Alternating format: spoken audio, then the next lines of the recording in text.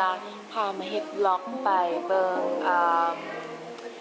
วันนี้จะไปเบิงคอนเสิร์ตเนาะอยู่อุดร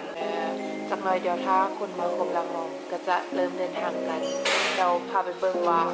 จะพาไปเที่ยวไส้แดงทุกคนนั่งเจ้าที่เขานั่งท่ามาเป็นเวลา3 ชั่วโมงเนาะเขาก็ได้เรื่องงามยามดีในการไปเท่ากับได้บัตรมาแล้วที่ดีป่ะพอดีไปแล้วก็ไปซ้อมที่เลย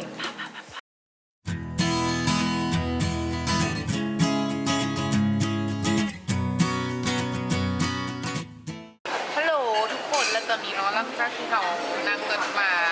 จนนานๆลงเนาะเขาก็มาฮอนฮานสักเถื่อเนาะในของที่ห้วยนั้นก็คือกีสัตว์เกี่ยวกุ้งไปแล้วพวกนึงแต่ก็ยังมีของพอเนาะแล้วกันเขาก็มาจบชีวิตด้วยยังหวังคนกี่ทีเนาะตอนนี้ก็งงเบอร์แล้วนี่เราจะจอดสินได้มันท่างงโมเมนต์กับสมบัติแง่ดอกกับเขาเอาละทุกคนทำมาเช็คกันเนาะ1 2 3เฮ้ยมาโมเมนต์ละเราจะเช็คมันเนาะเช็คแบบเซ็กซี่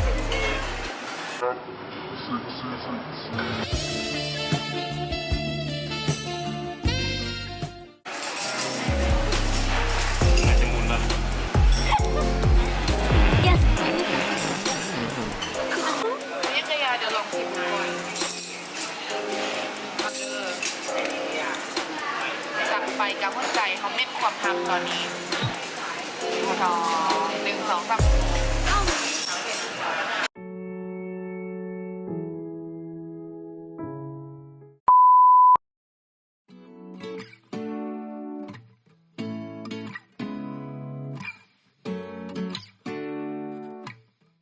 ตอนนี้กำลังจะ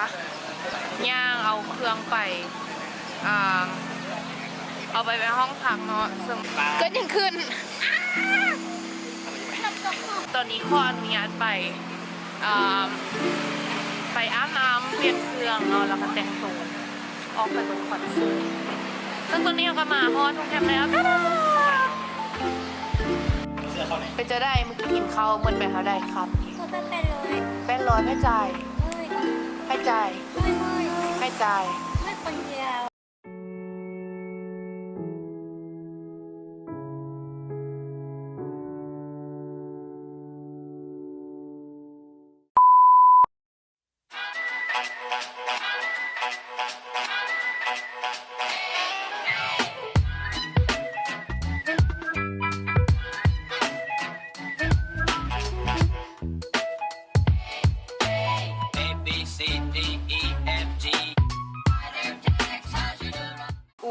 คือสิตกใจเนาะแบบเมื่อกี้คือโตยังแบบตัดทางมาตอนนี้นะโอเคตอนนี้เขาก็พร้อมแล้วที่จะไปคอนเสิร์ตซึ่งตอนนี้เราไม่ได้ใส่กับมือเนาะที่สิในห้องเดียวและเดี๋ยวเขาไปเจอกันอยู่คอนเสิร์ตฮัลโหลยังไม่หมดอีกและตอนนี้เขาก็ฮอตคอนเสิร์ตแล้วตอนนี้เขากำลังจะย่างเข้าคอนเสิร์ตเนาะพี่โพซึ่งว่าคนกาจะไล่แน่แล้วตอนนี้เดี๋ยวพักพิจักกำลังลิ้นอยู่ซึ่งว่าเขาจะบอกว่าคนโซใส่สีดำอีนี้ใส่สีชมพูจ้ะโอเคเดี๋ยวเขาเข้าไปเลยทำเป็นสีอาจจะเสียเวลาแต่หากมันย้อนคืนเธอกลับมา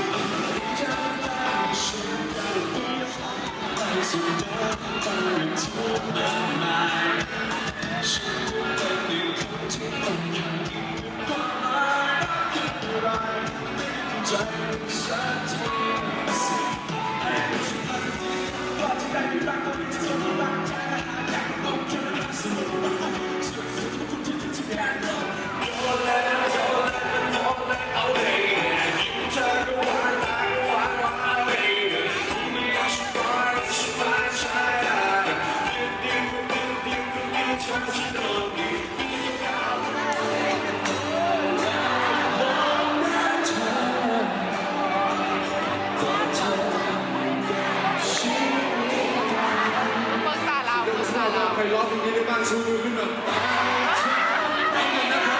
ทุกคนพร้อมกัน